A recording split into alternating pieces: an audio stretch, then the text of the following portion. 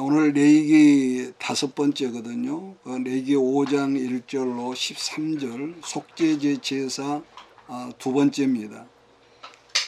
레위기 5대 제사 중에 4번째가 죄를 위한 속죄제라고 했었는데, 그런 점에서 다른 제사보다 속죄제사는 말씀의 분량이 많다는 말을 지난 시간에 했던 것 같아요. 그래서 우리가 보면은 레위기 4장 1절로 35절까지, 그리고 레위기 5장 1절에서 우리가 읽은 13절까지가 속죄제사를 이렇게 계속 말씀하고 있는 걸 보면은 다른 제사들보다는 그 말씀의 분량이 약 4배가량 이렇게 긴 말씀인 것 같습니다. 그래서 언제나 성경은요, 중요한 내용은 아주 중요하게 이렇게 다루고 있다는 점이고, 아마 이게 성경이 말씀의 원칙이라고 보아집니다. 또 하나는 똑같은 말씀의 내용일지라도 그 같은 내용의 말씀을 반복적으로 거듭거듭 말씀하는 경우나 그 분량이 조금 전에 말한 대로 분량이 많다고 했을 때도 역시 하나님께서 그것은 아주 중요하게 여겼던 말씀이라는 것을 우리는 알아야 한다는 것. 자, 그러면 성경은 왜 이렇게 죄 문제를 옛날보다 중요하게 여겼고 계속 죄를 거듭거듭 언급하며 다루었냐면은, 그것은 언제나 죄는요 관계의 문제거든요. 하나님과 우리의 관계, 작게는 나와 이웃, 우리의 부부관계라도 죄가 떡 들어서면은요, 그때부터 모든 이 대화가 단절이 되지 않습니까? 그 한 예로 우리가 대표적으로 구약성경 이사야 59장 1절로 3절 말씀을 보면은 이런 말씀이 있습니다. 여호와의 손이 짧아 구원치 못하심도 아니요 귀가 둔하여 듣지 못하심도 아니라 오직 너희 죄악이 너희와 너희 하나님 사이를 내었고 너희 죄가 그 얼굴을 가리워서 너희를 듣지 아니하시게 함이니 이는 너희 손에 피해 너희 손가락에 죄악이 더러웠으며 너희 입술은 거짓을 말하며 너희 혀는 악독을 말함이라, 이런 게 말씀이 있단 말이에요. 그러니까 우리의 죄가 하나님의 얼굴을 가리게 하고 우리의 죄가 하나님 앞에 귀에 들리는 것을, 상달하는 것을 아주 막아버린다는 거죠. 여러분, 그래서 우리의 죄 때문에 하나님과의 관계에 단절이 온다는 거. 오늘날 예교적인 것도요, 뭔가에 허물이 있으면은 이 관계가 끊어지지 않습니까? 그러니까 이 세상에서 이렇게 예를 들어 봅시다. 아주 귀한 전자제품을 우리가 사왔는데 있다 할지라도 만약에 여기는 전기 콘센트에 이게 코드가 빠져 있다면은 아무리 좋아도 그것은 내 힘으로 사용할 수 없다는 것 아니겠습니까? 그러니까 전선이 전자기계와 연결되어 있지 않으면은 그 기계가 아무리 좋은 여러분 세계 명품이라 할지라도 어떤 동력을 얻을 수가 없으면은 그 전자제품을 쓸 수가 여러분 없던 것처럼, 이것 하나님과의 관계에서도 여러분 죄 문제가 해결되지 않으면은 아무런 하나님의 전능하신 하나님, 능력의 하나님, 온 세상 만물을 말씀으로 지으신 하나님이 우리 아버지를 할지라도 하나님으로부터 어떤 동력도 우리가 얻을 수 없다는 것, 설명의 말씀이라는 것. 다르게는 또 이러죠. 성경은 죄인 아닌 사람이 없다고요. 그렇게 할지라도 우리가 다 죄인이죠, 하나님 본질적으로. 그런데 이 죄 문제가 해결되지 않으면은 하늘과 연결되는 인생을 우리가 살 수 없다는 것이 우리가 레위기 성경에서 우리에게 보여주는 거란 말이에요. 그러니까 사람들은 우리가 똑같은 하나님을 믿는다고 말하면서도 지금 제가 언급한 대로 정작 콘센트에서 플러그가 빠진 전자기계처럼 이 죄 문제, 하나님과 뭔가 모르는 죄 문제가 해결되지 않아서, 즉 하나님과 연결되지 않으면 어떻게 되겠습니까? 결국은 언제가 그랬나요? 하나님 나라는 죄 없는 자가 들어가는 곳이 아니라 죄 문제가 뭐라고 그랬습니까? 해결된 사람에게 들어가는 것. 그것이 천국이라고요. 왜냐? 우리가 로마서를 보면은 의인은 없나니 그랬단 말이에요.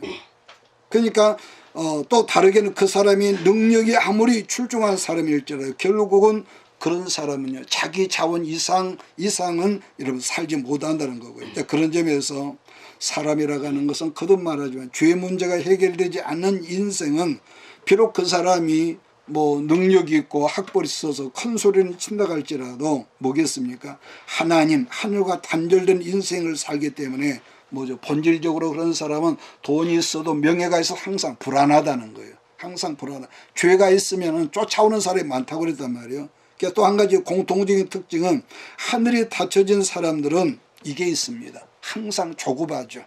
조급하고 또 하나 기다리질 못한다는 이 경솔한 그런 부분인데, 그래서 지난 시간에 말했나요? 언제나 기다릴 줄 아는 사람에게는 이삭이 선물로 주어지지만은 조급한 사람에는 누가 나타난다고요?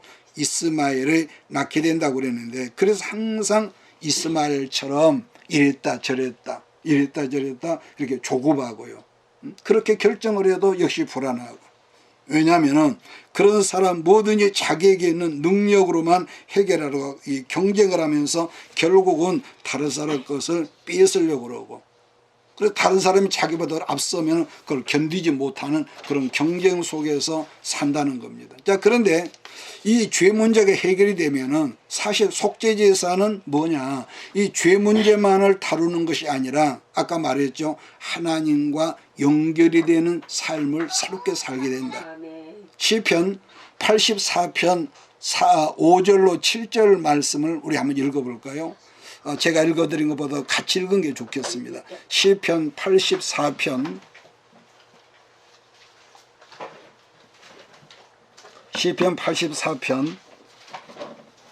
5절로 7절입니다.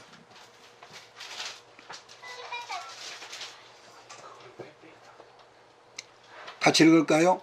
주께 힘을 얻고 그 마음에 시온의 대로가 있는 자는 복이 있나이다. 그들이 눈물 골짜기로 지나갈 때에 그곳에 많은 샘이 있을 것이며 다른 이른비가 복을 채워주나이다. 그들은 힘을 얻고 더 얻어 나아가 시온에서 하나님 앞에 각기 나타나리이다.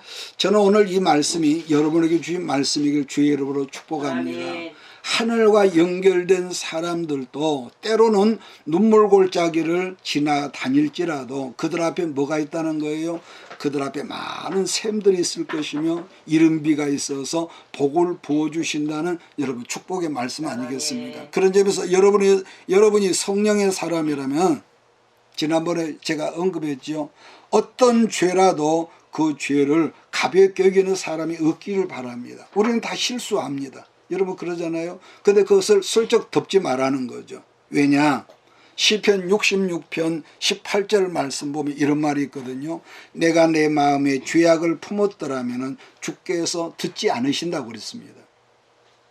그러므로 그 어떤 사람이라도 이 죄 문제가 해결이 되면은 하나님의 사랑과 연결이 되고, 그 사랑은 결국 한 사람을 어떤 사람 만드느냐, 하나님이 쓰시는 어떤 모로 쓰시는지 모르지만 하나님 그 사람을 명품 중에 명품으로 만드는 역사가 나타난다는 거예요. 그러면은 여기서 명품이라고 제가 언급을 해요. 진짜 명품과 요즘 중국에서 나오는 가짜 명품의 차이점을 여러분 아시는지 모르지요. 사실 멀리에서 본다면은 진짜 명품과 중국 짝퉁과는요, 그 차이점이 전혀 못 찾는데요. 어떤 분이 저번에 말하기를 뭐라고 그러냐면 자기가 타고 다니는 차가 1000만 원이 넘는데요. 자랑하는 말이 아니라. 근데 그분이 뭐라고 했냐면은 중국에서 수입된 이 똑같은 이 짝퉁은요, 그 시중에 가보니까 80만 원인가 그 팔더라는 거죠. 외형은 똑같다는 거예요, 외형은. 얼마 전에 그 우리 식구들 다 여러분 들었고 보았을 줄 알면 중국에서 가짜 계란을 만들어서 그걸 판다고 그랬거든요. 그걸 먹으면 결국 죽는단 말이에요. 자, 그러고 보면 중국은 기가 막힌 가짜 은사를 가진 나라인 것만 틀림이 없는 것 같습니다. 세상에 그런 나라가요 없거든요. 국가적으로 그런 나라는 없습니다. 그래도 큰 소리 뻥뻥 치고요. 옛날 그 고려 태조 누굽니까? 그 왕건이 지금의 그 전라도 나주를 왔다가 목이 말라서 우물가를 찾아갔더니 한 아가씨가 처녀가 있다가 왕건이 목말라는 것을 바가지에 물을 떠서 주는데 그냥 주는 것이 아니라 나뭇잎 하나를 물 위에 띄워줬다고 하는 그런 그 말이 있거든요. 그래서 왕건이 물바가지를 듣고 이것이 무슨 뜻입니까? 그랬더니 이랬다는 거죠. 물을 목마르다 급하게 마시다가 물이 얹힐까 그랬다는 대답을 듣고 결국 그것이 인연이 돼가지고 그 아가씨를 훗날 왕비 삼았다는 말이 있듯이요. 언제나 우리는 상대를 배려하는 뭐라 할까, 진짜 사랑은 진짜로 그러자 매력이 있거든요. 여러분 그렇지 않겠습니까? 그러니까 우리가 부부간에도 큰 것이 아니라 작은 것 하나도 신경을 써서 배려하면은 여러분 달리 보이지 않습니까? 자, 그래서 속죄제사를 지난주에 이어서 오늘 이렇게 말씀을 합니다만은 마찬가지로 지난 시간과 마찬가지로 질문 형태로 세 가지만 제가 말씀을 하려고 합니다. 첫 번째로 모른 척 조용하게 사는 것이 죄가 되는 걸까? 두 번째는 내가 모르고 살았는데 그게 죄일까? 세 번째, 지금 내가 환경이 그야말로 찢어지게 거지같이 가난하게 살고 있는데 그런 사람도 하나님께 헌금을 하도록 해야 할까? 이 세 가지를 오늘 본문 말씀을 보면서 같이 말씀의 떡을 나누려고 합니다. 여러분 인간적인 생각으로는요, 저런 정도 살아가서 헌금 생활을 전혀 안 해도 될 것 같은데 문제는 하나님은 그럴지라도 헌금 생활을 하라고 했다는 점이기에 오늘 이 세 가지를 질문 형식으로 말씀을 여러분에게 인도를 하겠습니다. 첫 번째, 그냥 조용하게 모른 척 살고 싶은데 그것도 죄입니까? 이게 첫 번째거든요. 자, 1절을 같이 읽습니다. 시작. 만일 누구든지 저주하는 소리를 듣고서도, 레위기 5장 1절입니다. 만일 누구든지 저주하는 소리를 듣고서도 증인이 되어 그가 본 것이나 알고 있는 것을 알리지 아니하면 그는 자기의 죄를 져야 할 것이요 그 허물이 그에게로 돌아갈 것이며. 여러분 지금 읽은 성경은 우리가 개정판이지만은 옛날 개정이 나오기 전에 개혁판 성경을 보면 같은 말씀에 이렇게 되어 있거든요. 누구든지 증인이 되어 맹세시키는 소리를 듣고도 그 본 일이나 아는 일을 진술치 아니하면 죄가 있나니 그 허물이 그에게로 돌아갈 것이요라고 이렇게 번역을 했습니다. 여러분 거짓 증거에 가까운 말이 있는데 어떤 사람은 자꾸 말을 하면 거짓말만 하는 거짓말하는 은사가 있는 사람이에요. 은사가 있어요. 막 귀신 들린 사람이죠. 그러면 여기서 거짓말하고 거짓 증거의 차이점이 뭐냐? 그런 다음에 거짓말은 그냥 핑계하고 그 순간을 넘어가려고 속임수로 하는 말이라면은 거짓 증거란 것은요 거의가 다 그렇습니다. 상대를 해코지 한다거나 아니면 더 심하게 말해서 상대를 죽이려고 어떤 거를 모함하는, 이게 거짓 증거 아니겠습니까? 예를 들면은 유대인들이 거짓 증거를 계속 끌어만들어 결국은 누가 죽었습니까? 예수님이 죽었단 말이에요. 우리는 가깝게는 지금 정권이 바꿔졌지만은 지난 정권대 그 앞전의 그 정권 실세들을 거짓 증거로 치사한 악인을 만들어 가지고 감옥에 넣은 그 수백 명의 사람들을 우리가 봤단 말이에요. 그래서 그 중에서 어떤 사람은 너무너무 억울하다면서 별 3개짜리 달린 누굽니까? 현직 장성이 자살을 해 죽는 것을 우리는 지금도 기억을 합니다. 그런데 그런 사실을 곁에서 뻔히 알면서도 자기가 어떤 회를 받을까봐 변호하지 않다라는 것인데, 그런 점에서 우리는 뭔가 안다는 것도 알고 보면은 하나님 앞에서 그 책임이 있다. 왜 하나님께서 그런 사실을 나로 알게 하셨겠냔 말이에요. 과거에 나도 그런 일이 있었거든요. 그게 아니었는데 자기보다 좀 뭔가 좀 환경이 엉뚱한 목사님 앞에서 나를 참소하는 그런 분들을 내가 봤습니다. 거기에 대해서 내가 그분에게 왜 그랬느냐 그런 말을 찍소리도 안 했지만은 그렇게 상황 따라서 거짓말이야 거짓 증거하는 사람들이 여러분 우리가 목회자들 가운데 있거든요. 그래서 사람들은 자기가 보았고 들었기 때문에 어떤 사람 다 알 거 아니에요. 아까 제가 언급했지만은 그렇다면 하나님께서 그런 비밀들을 나로 듣게 하시고 나로 알게 하신, 왜 알게 하셨겠냐 말입니다. 그런 점에서요 말씀을 좀 줄여나간다면은 목회자가 강단에서 하는 소리라면은 거의 대부분 직언에 가깝습니다. 직언. 그러면 직언이 뭐냐 또 그러겠죠. 사실 직언이라고 하는 거 거의가 다 듣기 싫은 소리가 여러분 대부분입니다. 그래도 똑같은 직언이라도 목회자가 기도로 충분히 준비를 하면은 교인들에게 듣는 사람들에게 부담이 덜 되고 부딪히는 것도 덜하지만은, 이건 제가 경험해 본 거지만은 똑같은 말도 설교 시간에 기도 없이 옳은 말이니까 똑같은 이 말씀이 직언일지라도 이 말을 하면은요, 교인들 가운데서 다 그런 건 아니지만은 부딪힘이 아주 심하다는 것을 저는 그 과거에 느껴보았거든요. 그러므로 어떤 사람은 이런 게 있습니다.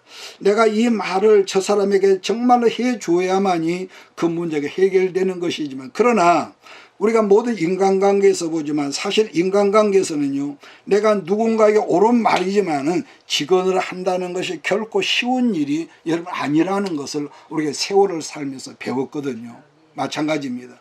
생명의 말씀이 무엇인지, 구원의 말씀이 무엇인지 내가 알고 있기 때문에 우리도 삶 속에서 만난 그 인간관계 속에서 누군가에게 생명의 길을 길든 짧든 여러분 성경을 말해주라는 거예요. 말해주라는 거. 왜냐? 저 사람은 틀림없이 저대로 살면 지옥 갈 사람인 걸 내가 뻔히 내 상식 지식으로 알거든요. 그래서 옛날 에스겔 선지자가 성령으로 말미암아 이런 말을 하죠. 에스겔 3장 18절을 제가 읽어드리겠습니다. 만일 가령 내가 악인에게 말하기를 너는 꼭 죽으리라고 할 때에 네가 깨우치지 아니하면은 말로 악인에게 일러서 그 악한 길을 떠나 생명을 구원하게 하지 아니하면은 그 악인은 그 죄 중에서 죽으려니와 내가 그의 핏값을 내 손에서 찾을 것이고 네가 악인을 깨우치되 그가 그 악한 마음과 악한 행에서 돌이키지 아니하면 그는 죄악 중에서 죽으려니와 너는 내 생명을 보존하리라. 네가 말했는데도 그 사람이 듣지 않으면은 너는 괜찮아, 막 이런 뜻 아니겠습니까? 또 다른 경우는요, 구약성경 열왕기하 7장을 보면은요, 그 당시에 예루살렘이 어떤 일이 있었냐면은 북쪽에 지금 시리아죠. 아람 군대가 이런 거 포위를 했습니다. 지금 북한이 국제사회의 미움을 받아서 경제 제재를 받으니까 굶어 죽는 사람이 지금 속출한다. 엊그저께도 보니까 두 가족이 생명 걸고 남쪽으로 도망갔다는 우리가 뉴스를 봤단 말이에요. 게다가 그런 사정이다 보니까 물가 폭등이 일어나서 비둘기똥 얼마에도 은돈 5길이다 보니까 사람들이 나중에는 먹고 살 길이 없어 어떻게 했다냐면 자기 몸에서 태어난 어린 자식을 삶아서 먹고 이웃 간에 나누고, 오늘은 우리 아들 먹었으니까 내일은 누구 아들을 잡아먹자, 그런 실정이라는 거죠.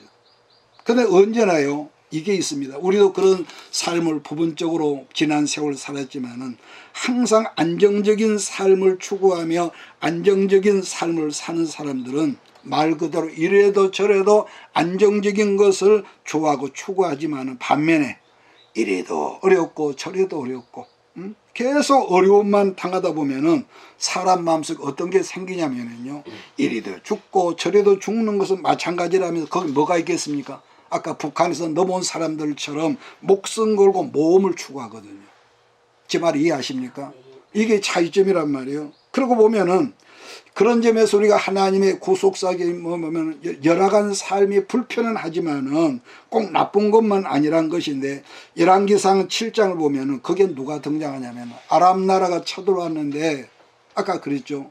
먹고 살 길이 없는 거라. 사람을 잡아먹을 상황이고. 근데 거기에 누가 등장하면 문둥병자 4사람이 등장을 합니다. 여러분 그때나 지금이나 문둥병자들은 일반 이 건강한 사람들로부터 외면을 당하는 악성 이 피부병이기 때문에 격리를 당하죠.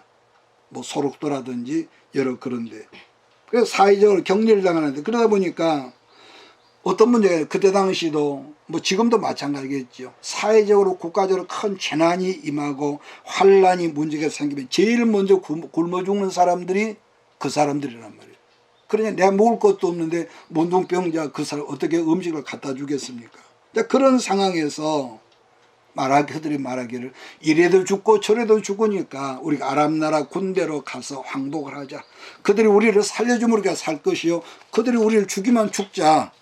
그러니까 항복하자면 아람 군대로 이렇게 문둥병자 4사람이 쩔룩쩔룩하면서 걸어가. 우리가 옛날에 영암에서 봤지만 문둥병이 걸리면 치료를 제때 안 하면은 코가 문드러져가 목젖이 보이고 귀가 없고 입술도 없고 손가락이 다 잘라나가고, 근데 그 아픔은 모르단 말이야. 발이 또 떨어져 나가고. 그런 사람이 띠뚱거리면서 아람 군대 진영으로 여러분 걸어갔는데, 문제가 뭐냐, 하나님께서 문둥병자 4사람의 발소리를 큰 군대 소리로 증폭을 시켜서 아람 군대가 그 하늘에서 들리는 소리에 겁을 먹고, 사람이 겁을 먹으면은요 분간을 못 하거든요. 모든 것들을 버려두고 도망을 해가지고 열왕기하 7장 말씀을 보면 온갖 보물과 먹을 것을 그대로 두고 온 군대가 도망을 갔다고 그랬습니다. 그래서 문둥병자 4사람이 이 장막 저 장막을 돌아다니면서 온갖 맛있는 거 다 먹고 보물들을 감추고 한참 그렇게 하다가 어떤 생각이 문득 들었냐면요, 열왕기하 7장 이런 구절에 보니까 이런 말이 있습니다. 나병 자들이 그 친구에게 서로 말하되 우리가 이렇게 해서는 아니 되겠도다. 오늘은 아름다운 소식이 있는 날이거늘 우리가 침묵하고 있도다. 만일 밝은 아침까지 기다리면 벌이 우리에게 미칠지니 이제 떠나 왕궁에 가서 알리자 했다고 그랬습니다. 여러분, 본문의 아름다운 소식이란 말 그대로 여러분 영어로 굿 뉴스고 다르게는 복음으로 여러분 기쁜 소식 아니겠습니까? 그런데 그 기쁘고 아름다운 소식을 다른 사람에 전달하지 않는다면은 하나님 앞에 내가 죄 중에 여러분 죄를 짓게 된다는 그런 여러분 설명인 거죠. 어떤 사람이 언제나 불안하고 초조한 삶을 살았는데 언젠가부터 그 불안한 초조 근심이 없어지고 평안함이 있다가는 것은 그 사람의 삶 속에 뭔가 모르지만 안정감이 주어졌다는 말 아니겠습니까? 영육간에. 그렇다면 그 안정감을 주는 것이 뭐냐? 첫째는 여러분 예배입니다. 예배가 그렇게 중요하고, 그래서 말씀다운 말씀이 중요하고, 그 다음에는 먹고 사는 여러분 그 생활적인 문제겠죠. 그러므로요 여러분요, 예배를 통해서 여러분이 어떤 걸 몰랐다면 늘 깨달음의 궁금증의 귀를 쫑긋 하시고 늘 배우고 다 안다면은 내가 그것을 이미 여러 번 들었기 때문에 압니다, 이런 어떤 것이 있다면 누군가 만나는 사람에게 여러분 안에 있는 진리의 말씀을 전파할 수 있는 여러분 그 전달자가 되기를 주의로 부탁을 합니다. 그런 점에서 속죄제 제사 가운데 이러한 내용들이 전부 다 숨겨져 있다는 겁니다. 두 번째, 아주 오래되었고 오래됐으니까 모를 수 있지 않습니까? 오래되었고 모르는 죄도 죄겠느냐, 이런 이제 질문입니다.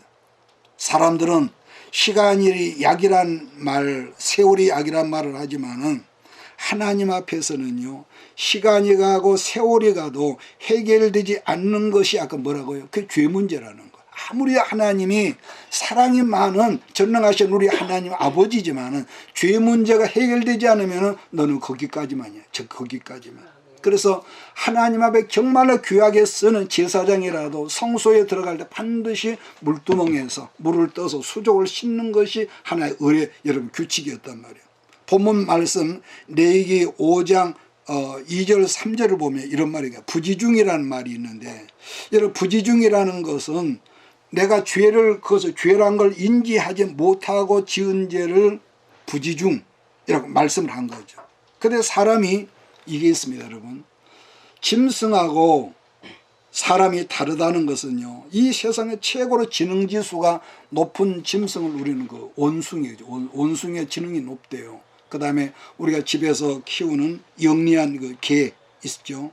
그런데 아무리 IQ가 높은 짐승일지라도 짐승에게 뭐가 없겠습니까? 첫째는 영혼이 없고, 두 번째는 죄의식이 눈꽃만큼도 없다는 거예요. 죄의식, 눈꽃만도 없어. 그러나 사람은 그 사람이 아무리 무식하고 아무리 멍청하고 아무리 무지하다 할지라도 그 사람이 아니 예수를 전혀 모르는 지옥 갈 사람일지 그 속에 뭐가 있습니까? 양심이 있고, 두 번째 또 뭐가 있죠? 죄의식이 있기 때문에 전도서 3장을 보면은 보면 영혼을 사모하는 마음이 있다는 것이고, 또 로마서 2장 15절 말씀 인간은 이런 뭐죠? 누구에게나 선한 양심이 있다고 그랬거든요. 우리는 다 여러분 선한 양심이 있습니다. 뿐만 아니라 신불신을 막론하고 죽은 후에는 천국과 지옥이 있다는 것을 안 믿는 사람도 어느 정도는 여러분 안단 말이에요. 이처럼 사람은 누구나 죄에 대해서 민감성이 설령 없다고 할지라도 죄에 대한 불안감이 있다는 점 아니겠습니까?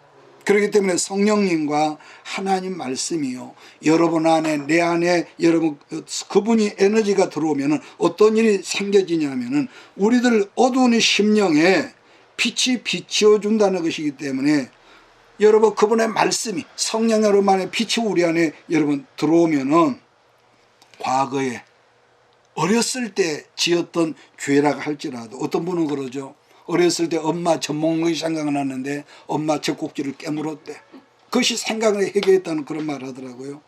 그러니까 그러면서 다른 사람에게 지은 그 상처, 그런 것도 회개해야 한다는 거죠. 그런 점에서 제가 한번 말씀드렸나요? 사도 바울 선생이 귀한 사역자로 있다가 우리가 그 전체를 보면은 사역의 초창기가 있었고 사역의 중반기가 있었고 사역의 후반기 있는데, 여러분 똑같은 한 사람 바울이었지만은요, 그 안에 예수 그리스도의 생명이, 성령의 빛이 채워져 가면 저갈수록 초반기, 중반기, 후반기 같은 똑같은 표현이라도 표현을 전혀 다르게 했다는 거죠. 예를 들면은 바울의 그 사역 초창기에 쓴 책을, 성경을 우리는 고린도 전후서라고 그러거든요. 고린도 전서 15장 9절을 보면은 이런 말이죠. 나는 사도 중에 가장 작은 자라는 이 표현이 있습니다. 그 다음에 대표적 서신서로 사울의 사역 중반기 때 쓴 서신을 여러분 기억합니까? 에베소서, 목회 서신이라고 그러죠. 에베소서라고 하는데 에베소서 3장 8절을 보면은 거기 이렇게 돼 있어요. 모든 성도들보다 지극히 더 작은 자보다 더 작은 자라. 같은 뜻이거든요. 이 표현이 이렇게 달랐어요. 그 다음에 이 바울 선생이 죽기, 순교당하기 얼마 전 직전에 쓴 성경을 우리는 이런 바울 서신, 디모데 목회 서신이라고 그러는데, 디모데전서 1장 15절 보면은 또 이런 말이 있습니다. 죄인 중에 내가 괴수다. 도둑놈 중에서 제일 악한 여러분 괴수, 두목이라는 거죠. 그렇다면 여기서 우리가 캐션을 가지고 우리가 성경을 본다면은 사도 바울 선생이 예수를 믿는 신앙의 스승이고 선생인데 그가 예수를 점점 믿어갈수록 악질적인 어떤 범죄를 저질렀다는 말인가? 모르는 사람이 이렇게 질문하지 않겠습니까? 그게 아니라 예수를 믿어가면 믿어갈수록 하나님 앞에 가까이하면 가까이 갈수록 바울에게 더 성령의 빛이, 진리의 말씀이 빛으로 비춰지니까 나중에 지극히 작은 먼지 같은 죄들도 다 보였다는 그런 말씀의 해석이라고 저는 보아집니다. 그래서 산다는 말이 나는 죄인 중에 괴수로 간증을 했다는 말씀인데, 자기 죄를 아니까 여러분 뭡니까? 똑같은 거지만 다른 사람 대수롭지 않게 여기는 것도 그건 자기에게 죄로 중압감이 느끼고 가책이 있고, 그러다 보니까 뭐예요? 더 회개했다는 거 아니겠습니까? 오늘 그래서 말세를 살아가는 여러분과 나, 우리들도 말씀 가운데 살고 성령으로 충만해지면은요, 우리가 옛날에 생각지도 못했던 오래전에 지었던 모든 죄들까지도 밝히다 보여진다는 말씀이죠. 우리가 아침에 해가 짱 햇빛을 여러분 유리창살에 들어오면은요, 공기가 좀 맑은 것 같은데 어느 순간 햇빛이 들어오면 뭐 자잘한 그 미세먼지가 여러 떠다니는 거 보여지지 않는, 빛 앞에는 드러나지 않는 것이 없다는 거예요.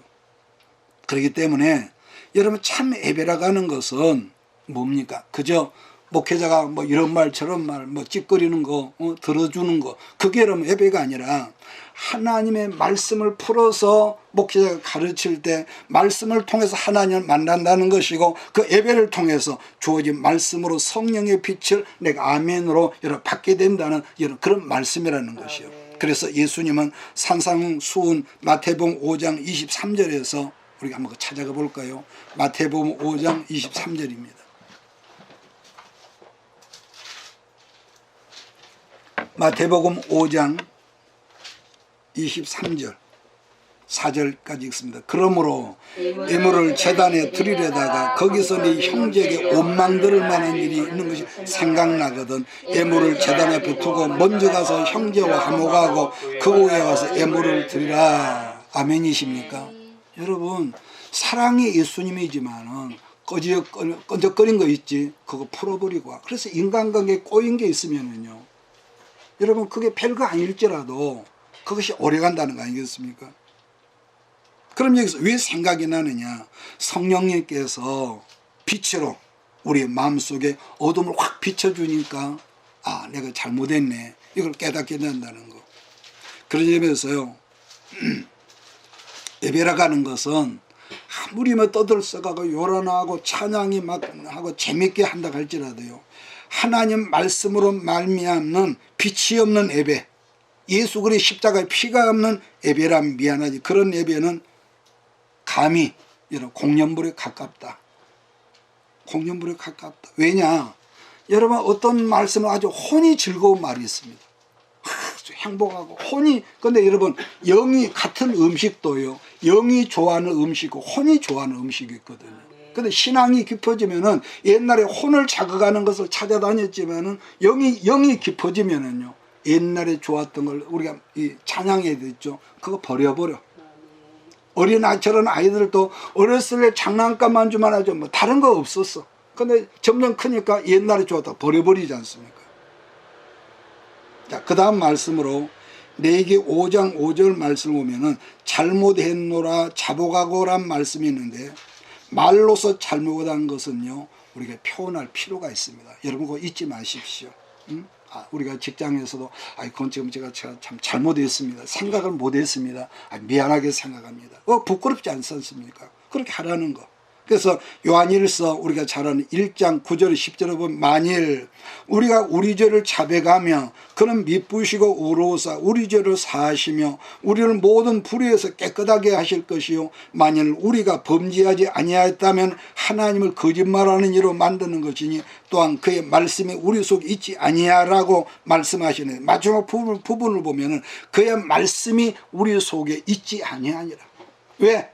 우리가 거짓말하니까. 응? 따라서 하나님 말씀이 우리들의 심령 안에 있으면은, 아까 그랬죠, 말씀이 빛이니까 사소한 거라도 그것 때문에 찔리고 그것 때문에 여러분 불편하다는 거 아니겠습니까? 그러다 보니까 자복이 된다는 거, 자복. 그래서 여러분 이게 있습니다. 마귀라는 놈이 제일 싫어하는 것이 뭐냐면은 그냥 말로 하나님 앞에 예수를 자복하는 것보다는 그 심령에 감추어진 죄의 뿌리를 건드리는 것을 마귀는 가장 싫어한다고 그러죠. 죄의 뿌리. 그러므로 말씀으로 빛을 비춰주게 되면은 자연히 누구나 회개하는 자리로 나오게 된다는 말씀인데, 그게 바로 속죄제 정신이라고 본문은 그렇게 말씀하고 있다는 겁니다. 마지막 세 번째 질문으로, 내가 지금 정말 아까 언급한 찢어지게 그야말로 내일 먹거리가 없는데 그렇게 가난한데도 하나님 앞에 헌금을 해야 합니까? 질문할 수도 있는 거지만은, 그러나 제사는요, 어떤 제사라도, 그래서 여러분 어떤 교회를 갈지라도 비록 많고 적으면 교회를 일단 가면은요 반드시 헌금을 하다못해 1,000원짜리 한 장으로 드리십시오. 응? 왜냐?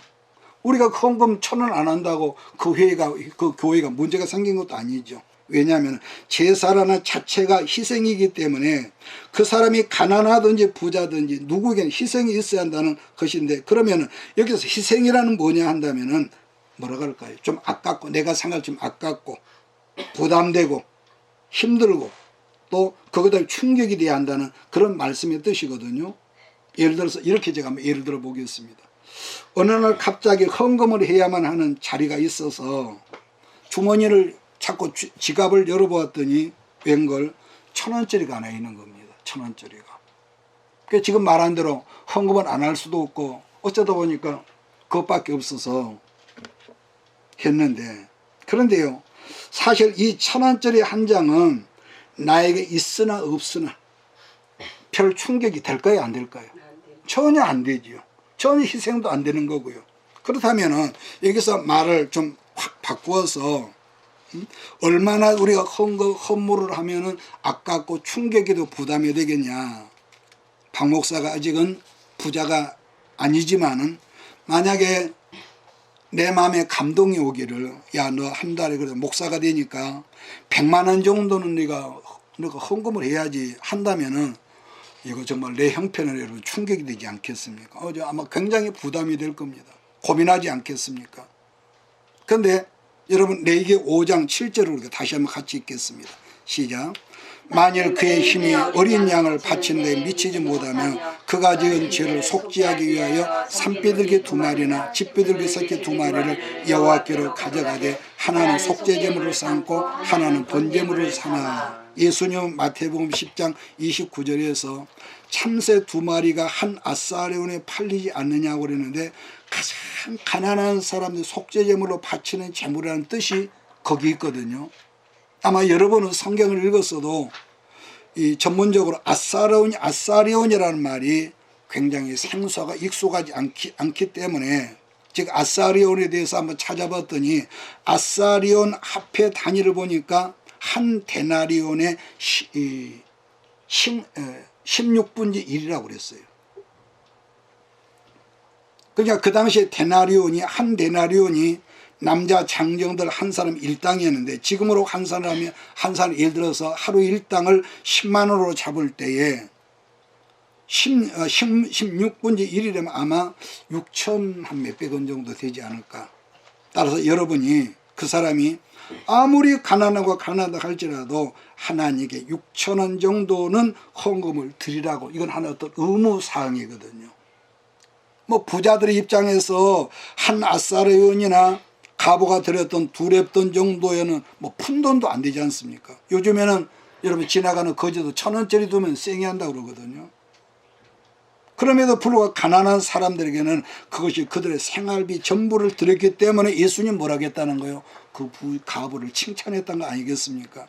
왜냐하면 가난한 사람 입장에서는 그 작은 두렙돈이나 한 아사르의 적은 금액도 충격이 되고 부담이 되었을 것이고 사실 아까운 금액이었을 거예요. 그런데 문제는 참새 2마리 곧 한 아사리온을 드릴 정도의 가난한 사람이 있었는데 그는 뭐냐, 그보다 더 극빈층이 있었다는 거 아니겠습니까? 그보다 더 그처럼 찢어지게 가난한 극빈자가 있는데 그럼 그럴 경우는 어떻게 하느냐. 그럴 경우는 믿으면 된다 그러겠습니까? 할렐루야. 아니지요. 솔직히 여러분들이 전부 다 아주 가난한 극빈층의 이 사람들이라면 목사 양심으로 그래도 헌금을 하라고 말할 수 있겠냔 말이죠. 응? 그래도 성경은 뭐라고 했다는 거예요? 그래도 헌물을 들어 빈수 공수로오지 마라 이랬다는 거예요. 자, 레위기 5장 11절 12절 말씀을 보면서 오늘 말씀 정리하겠습니다. 레위기 5장 11절 12절입니다. 같이 읽을까요? 시작. 만일 그의 손에 산비둘기 2마리나 집비둘기 2마리도 미치지 못하면 그의 범죄로 말미암아 고운 가루 10분의 1 에바를 예물로 가져다가 속죄제물로 드리되 이는 속죄제인즉 그 위에 기름을 붓지 말며 유황을 놓지 말고 그것을 제사장으로 가져갈 것이요 제사장 그것을 기념물로 한 움큼을 가져다가 제단이 여호와의 화제물에서 불사를 지니 이는 속죄제라. 그러니까 지금 그 사람이 아무리 가난하다 할지라도 밀가루 정도는 먹고 살 거 아니겠습니까? 밀가루. 본문 성경에서 에바라고 하는 것은 이 에바가 어느 정도 부피냐면은 21리터. 그러니까 우리로 말 한 말 정도, 한 에바인데, 근데 한 에바의 10분의 1을 또 뭐라고 하니 성경? 한 오멜이라고 그러죠. 한 오멜. 이 오멜이다 한 예로 출애굽기 16장 이스라엘 광야에 출애굽을 해서 보면은 하늘에서 만나가 내려서 광야에 아주 이렇게 쌓여져 있지 않습니까? 그런데 하나님의 사람 모세가 뭐라고 하냐, 한 사람당 한 오멜씩의 만나를 거두라고 명령을 했었는데, 그러므로 한 사람의 여러분 그 일용할 양식의 분량이 뭐죠? 한 오멜이 있다는 설명이죠. 정말 이해가 되기를 바랍니다. 한 오멜이라는 설명인데 오늘날로 말하면 약 한 대 정도, 2.2리터 정도 말씀이고, 그 한 오멜 정도, 이건 뭐죠? 오늘 하루는 금식에 이런 아마 지엄한 명령이겠죠. 그러면 드리라면 먹을 것을. 그럼 여기서 질문을 한번 하겠습니다. 밀가루 한 오멜은 어떤 사람이 드리는 속죄 제물이라고 그랬습니까? 아까 지금 제가 했던 말인데, 그야말로 극빈층, 이 가난한 사람들. 여러분 지금은 우리나라도 물가가 비싸기로 서울 물가가 전 세계 소문이 났대요. 근데 우리보다 더 비싼 나라라고 하면 당연히 어디냐? 프랑스 파리라고 그러죠. 그런데 한 가지 특징을 제가 봤는데요. 특징은 모든 물가가 서울보다 더 비싸지만은 우리는 전기세 지금 몇 원 올랐다 엄살부리가 야단이지만은 그런 프랑스나 독일 같은 데는요. 전기세 여러분 인기가 점점 없어요. 왜냐? 전기값이나 휘발유값이나 엇비슷해지니까. 전기값이 자꾸 오르니까 그런다는 거예요. 그러니까 이 한 가지 특징은 마지막으로 뭐 어떤 말을 하고 싶냐면 모든 물가가 다 비싸지만 일반적으로 누구나 먹는 빵이 있습니다. 프랑스 어디를 가더라도 여러분 제과제 가면은 요만한 빨래빵보다 더 큰 빵 보고 뭐라 하지요? 바게트라고 그러죠. 우리는 파리바게트, 몽둥이빵 뭐 그렇게 합니다만은 어디를 프랑스 시골 어디를 가도 1유로면 산대. 1유로. 우리나라 돈으로 말하면 1,300원에서 1,400원 정도라고 그러는데 아무리 가난하다 할지라도 파리바게트 빵값 정도는 네가 하나님 앞에 애물로 드리라 한 거예요. 그러면 그러한 하나님께서 그 사람의 그 지극히 극빈층의 가난한 것을 모르고 그렇게 막 억압적으로 드리라고 했을까? 솔직히 그럴 때는 입장을 바꾸는 생각 하나님 원망스럽지 않겠습니까? 그런데 우리가 성경을 보면은 사렙다 가보의 모든 형편을 아시면서 마지막 밀가루 항아리에 밀가루 조금과 기름병에 조금의 그것을 빵을 만들어서 먹고 이제 죽어야겠다. 그런 관계에서 이 나뭇가지를 줍고 있는데 생전 처음 보는 털복숭이 사람 누굽니까? 엘리야를 그 가난한 극빈층 그 가부집으로 보냈다고 그랬거든요. 그러면 그 결과가 어떻게 됐다고 성경 말하느냐? 밀가루나 기름을 퍼내면 또 채워지고 버리면 또 채워지고 결과적으로 3년 6개월 그 환란의 가뭄이 끝날 때까지 병에 기름이 마르지 않고 밀가루 통에 가루가 끊어지지 않았다는 거 아니겠습니까? 그래서 우리 하나님은 아마 때로는 그런 것 같아요. 우리의 모든 걸 빤히 아시면서도 여러분의 마음에 감동을 주셔서 네가 부담되게 섬기라고 말씀하셨다는 점인데 그러면은 어떤 결과가 나느냐? 결과가 우선 아니죠. 누가복음 6장 여러분 잘 아시는 말씀이 있죠. 38절이죠. 그 해답이라고 저는 봅니다. 주라. 그리하면 너희에게 줄 것이니 곧 후이되어 누르고 흔들어 넘치도록 해서 너희에게 안겨주리라. 너희에게 헤아리는 그 헤아림으로 너희도 헤아림을 도로 받을 것이나 그랬습니다. 저는 오늘 이 말씀이 여러분 모두에게 주신 말씀인 줄 나는 믿습니다. 그러므로 우리는 기껏 한 대밥 주면 한 대밥 받는 거지만 하나님께서는 때가 되면 전혀 상상도 하지 못한 흔들어 차고 넘치도록 여러분의 삶 속에 풍족하게 주어서 여러분을 만나는 가난한 사람들에게 정말로 필요한 사람들에게 흔들어 넘치는 그런 구제하는 아름다운 신령한 통로로 우리 모두가 쓰임받게 될 줄 믿습니다. 기도하겠습니다. 기도하겠습니다. 기도하겠습니다. 이것이